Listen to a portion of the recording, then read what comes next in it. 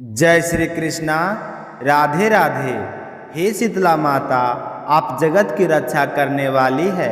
आप अपने भक्तों को सभी रोगों से मुक्ति देने वाली है। जिस प्रकार आपके चरणों में आकर दुख दर्द समाप्त हो जाते हैं, उसी प्रकार हमारी श्रोताओं और उनके परिवार पर भी आपकी कृपा सदैव बनी रहे। हे शीतला माता, आप अपने भक्तों को आरोग्य का वरदान दें, उनके परिवार में सुख शांति और समृद्धि बनाए रखें। जो भी श्रद्धा भक्ति से आपका नाम ले, उसका जीवन मंगलमय हो। हे माता, अपने भक्तों की मनोकामनाएं पूर्ण करें और सबका जीवन निरोगी और सुखमय बनाए। हे शीतला माता, हमें आपके नियमों का पालन करने की बुद्धि दे। आपके कृपा से हमारे परिवार में प्रेम और समृद्धि बनी रहे। प्रिय श्रोताओं, अब मैं आपको शीतला माता की महिमा से जुड़ी कुछ दिव्य कथाएं सुनाने जा रहा हूँ, जो न केवल हमारे धार्मिक विश्वास को मजबूत करेगी, बल्कि हमारे जीवन में सकारात्मक परिवर्तन भी लाएगी। और आप आज की इस कथा के अंत में श्री शीतला काष्टम स्रोत का पाठ भी सुनेंगे, क्योंकि शीतला माता की कथा के साथ साथ अगर कोई शीतला काष्टम का पाठ का श्रवण करे या पाठ करे तो उस पर पूरे वर्ष भर शीतला माता की कृपा बनी रहती है। परिवार के सभी सदस्यों को रोग से मुक्त रहते हैं। ओम ह्रीम शीतलाय नमः। देवी शीतलाय माता, जो रास भर अर्थात गधर का विराजमान है, वह अपने हाथों में मार्जनी अर्थात झाड़ू और कलश धारण किए हुए हैं और जिनके सिर पर शुभ का मुकुट सुशोभित है, वे संपूर्ण जगत की रक्षा करने वाली है।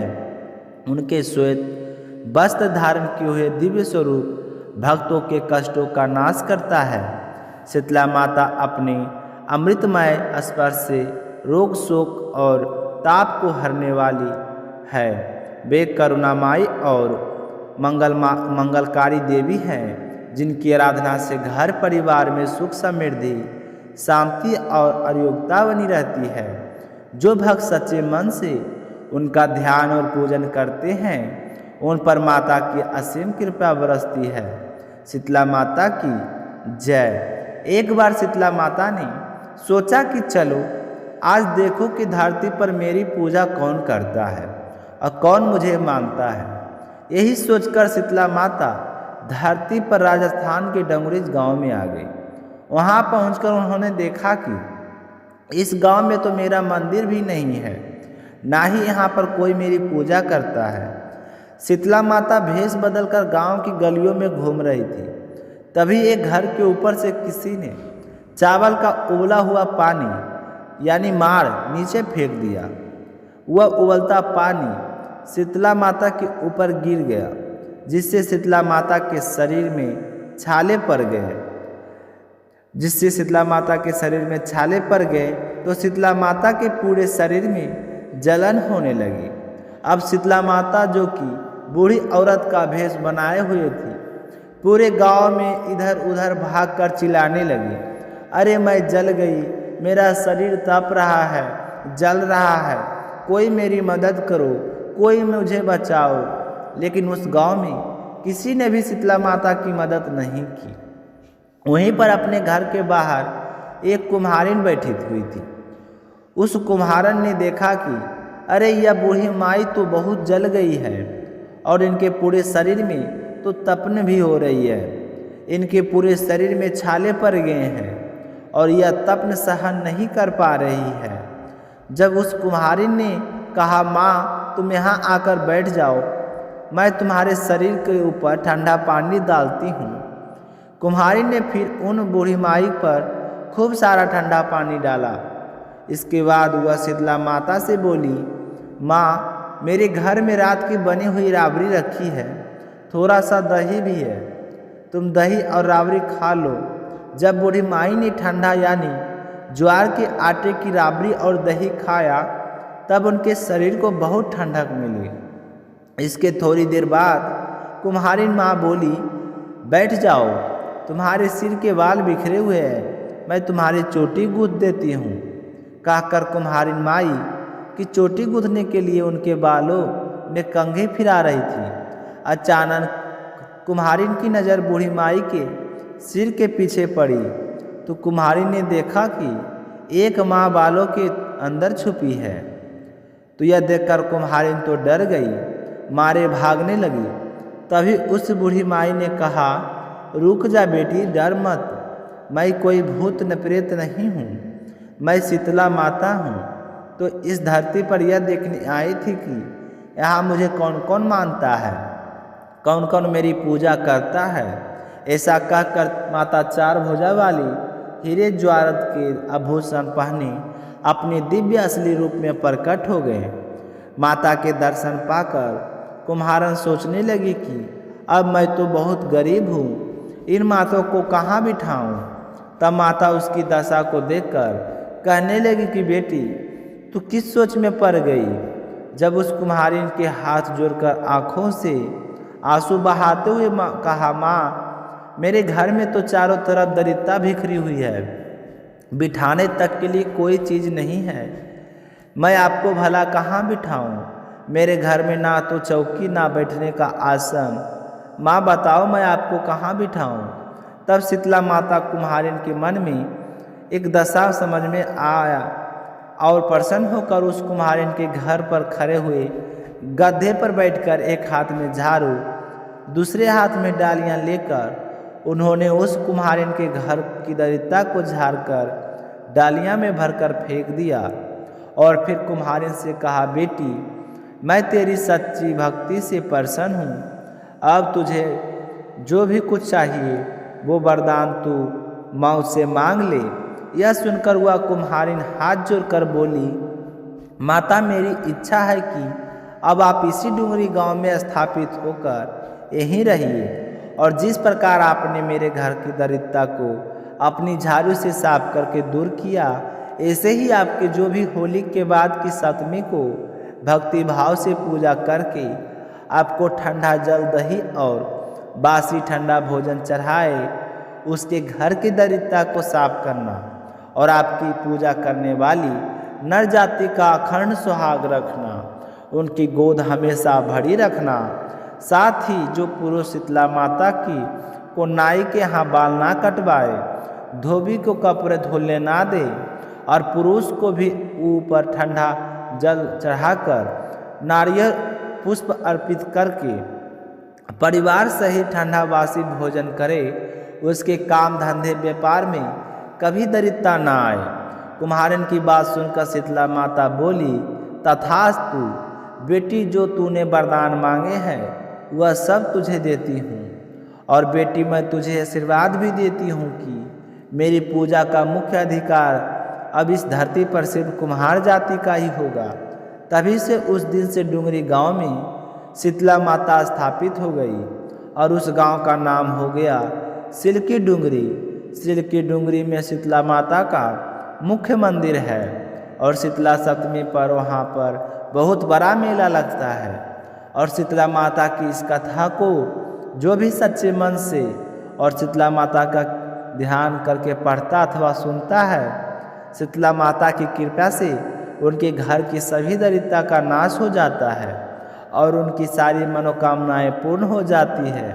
प्रेम से बोलिए शीतला माता की जय। अब सुनिए शीतला माता की एक और कहानी। प्राचीन कथा के अनुसार एक बार बुढ़िया माई और उनकी दो बहुओं ने शीतला माता का व्रत किया। उन सभी को अष्टमी तिथि को बासी भोजन खाना था, जिसके चलते ही उन्होंने सप्तमी तिथि को ही भोजन बनाकर रख लिया था।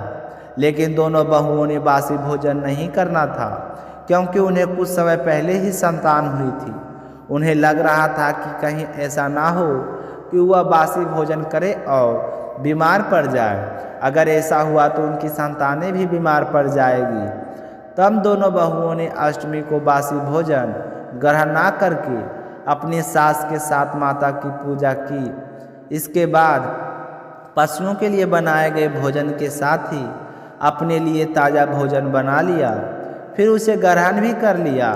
और फिर जब उनकी सास ने उन्हें बासी भोजन करने के लिए कहा तो उन्होंने टाल दिया। यह देखकर माता क्रोधित हो गई। अचानक से उनके नवजातों की मृत्यु हो गई। जब यह बात सास को पता चली तो उसने अपनी बहू को घर से निकाल दिया और दोनों अपने बच्चों के शवों के लिए रास्ते पर चली जा रही थी। तभी भी एक बरगद के पेड़ के नीचे आराम करने के लिए रुक गई। यहाँ पर दो बहनें थीं जिनका नाम ओड़ी और शीतला था। वह सिर में पड़ी जुओं से बहुत परेशान थी। बहुओं को उनकी हालत देखकर उन पर दया आ गई। उन्होंने उनकी मदद करना चाहा और उन बहनों को सिर से जुएं निकाल दी, जिससे उन दोनों बहनों को सुकून मिला। तब उन दोनों बहनों ने बहुओं को आशीर्वाद दिया कि तुम्हारी गोद हरी हो जाए। यह सुनकर दोनों बहुएं बोली कि उनकी हरी गोद तो लूट गई। तब उनमें से एक बहन जिनका नाम शीतला था दोनों बहुओं को डांट लगाई और कहने लगी कि पाप कर्म का दंड तो भुगतना ही पड़ता है। तब उन दोनों बहुओं ने माता शीतला को पहचान लिया। वे दोनों उनके पैरों में गिर पड़ी और क्षमा मांगने लगी। माता को उनका पश्चाताप करते देखकर उन पर दया आ गई और फिर उन्होंने उनके मृत बालकों को जीवित कर दिया। यह देखकर वे दोनों खुशी खुशी अपने घर बच्चों सहित गांव लौट गई। इसके बाद से पूरा गांव शीतला माता को मानने लगा। हे शीतला माता, जैसे आपने उन दोनों बहुओं पर अपनी कृपा की, वैसे ही इस कथा को कहते सुनते और हुंकार भरते सभी भक्तों को करना। प्रिय श्रोताओं, अब सुनिए शीतला माता की तीसरी कथा। प्रेम से बोलिए शीतला माता की जय हो। अब सुनिए शीतला माता का तीसरा कहानी। एक बार एक राजा के एकलौते पुत्र को शीतला निकली। उसी राज में एक काची पुत्र को भी शीतला निकली हुई थी। काची परिवार बहुत गरीब था, लेकिन वह माँ भगवती की पूजा नियमित रूप से करते थे। वह धार्मिक दृष्टि से जरूरी समझे जाने वाले सभी नियमों को बीमारी के दौरान भी भली भांति निभाता रहा। घर में साफ सफाई का विशेष ध्यान रखा जाता था। उसके घर में नियम से देवी भगवती की पूजा होती थी। नमक खाने पर पाबंदी थी। सब्जी में इस दौरान ना तो छौंका लगता था, ना ही वस्तु तली भुनी जाती थी। गरम भोजन ना तो वह स्वयं खाता और ना ही उस शीतला वाले अपने बेटे को दिया करता था। ऐसा करने से उसका पुत्र जल्दी ही स्वस्थ हो गया। उधर जब से राजा के बेटे को शीतला का प्रकोप हुआ, तब से उसने भगवती के मंडप में सतचंडी का पाठ शुरू करवा रखा था। रोज हवन और बलिदान हुआ करते थे। राज पुरोहित भी सदा देवी भगवती की पूजन में मग्न रहते। राजमहल में रोज कढ़ाई चढ़ती, तरह तरह के गरम स्वादिष्ट भोजन बनते। सब्जी के साथ कई प्रकार के मांस भी पकते थे। उसका परिणाम यह होता कि उन पर लजीज भोजन की गंध से राजकुमार का मन मचल उठता और वह भोजन करने के लिए जिद करने लगता। एक बार राजपुत्र और दूसरा एकलौता, इस कारण उसकी अनुचित जिद भी पूरी कर दी जाती और उसे वह भोजन खाने को दे दिया जाता है। इस पर शीतला माता का प्रकोप घटने के बजाय बढ़ने लगा। अब तो शीतला के साथ उस बड़े बड़े फोड़े भी निकलने लगे, जिनसे खुजली और जलन बहुत होती थी। शीतला की शांति के लिए राजा जितने भी उपाय करता, शीतला का प्रकोप उतना ही बढ़ता जाता, क्योंकि अज्ञानतावश राजा के यहाँ सारे काम उल्टे हो रहे थे। यह देखकर अब तो राजा बहुत परेशान हो गया। उसकी समझ नहीं आ रहा था कि इतना सब कुछ करने के बाद भी शीतला का प्रकोप शांत क्यों नहीं हो रहा है। एक दिन राजा के गुप्तचरों ने उन्हें बताया कि काशी का पुत्र को भी शीतला निकली थी। फिर वह बिल्कुल ठीक हो गया। यह जानकर राजा सोच में पड़ गया कि मैं तो शीतला माता की इतनी सेवा कर रहा हूँ, पूजा अनुष्ठान में कोई कमी नहीं हो रही है, लेकिन मेरा पुत्र अधिक रोगी होता जा रहा है, जबकि काशी पुत्र बिना सेवा पूजा के ही ठीक हो गया। पलंग पर लेटा हुआ राजा यही सब सोच रहा था कि सोचते सोचते उसे नींद आ गई। तभी श्वेत वस्त्र धारणी देवी भगवती ने उसे सपने में दर्शन देकर कहा कि राजन, मैं तुम्हारी सेवा अर्चना से प्रसन्न हूँ, इसलिए आज भी तुम्हारा जीवित पुत्र जीवित है। लेकिन इसके ठीक ना होने के कारण यह तुमने शीतला के समय पालन करने वाले योग्य नियमों का उल्लंघन किया है। तुम्हें ऐसी हालत में नमक का प्रयोग बंद करना चाहिए। नमक से रोगी को फोड़े में खुजली होती है। घर की सब्जियों में छौंक नहीं लगाना चाहिए, क्योंकि इसकी गंध से रोगी का मन उन वस्तुओं को खाने के लिए ललचता है। रोगी का किसी के पास आना जाना मना है, क्योंकि यह रोग औरों को भी होने का भय रहता है। इसलिए इन नियमों का पालन कर, तेरा पुत्र अवश्य ही ठीक हो जाएगा।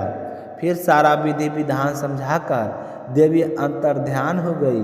प्रातःकाल उठते ही राजा ने देवी की आज्ञा अनुसार सभी कार्यों की व्यवस्था कर दी, जिससे राजकुमार की सेहत पर अनुकूल प्रभाव पड़ा और वह जल्दी ही स्वस्थ हो गया। और अब तो राजा बहुत प्रसन्न हो गया। फिर उसने अपने पूरे राज में घोषणा करवा दी कि हर कोई शीतला माता की पूजा किया करेगा। प्रिय श्रोताओं, आज के दिन शीतला माता के अलावा भगवान श्री कृष्ण और उनकी देवकी माँ का भी विधि विधान से पूजा करना चाहिए, क्योंकि मध्यकाल में सात्विक भोजन का भोग उन्हें लगाना चाहिए। ऐसा करने से केवल पुण्य ही नहीं मिलता, बल्कि सारे दुख भी दूर हो जाते हैं। तो ये थी शीतला माता की व्रत कथा। तो आप सभी श्रोताओं को सुनकर कैसी लगी, कमेंट करके ज़रूर बताइएगा। साथ ही शीला भक्ति चैनल को अभी तक सब्सक्राइब नहीं किए हैं तो चैनल को सब्सक्राइब करके शीला भक्ति का परिवार को आगे ज़रूर बढ़ाइए। मिलते हैं अगली कथा को लेकर, तब तक अपना ख्याल रखिएगा। जय श्री कृष्णा, राधे राधे।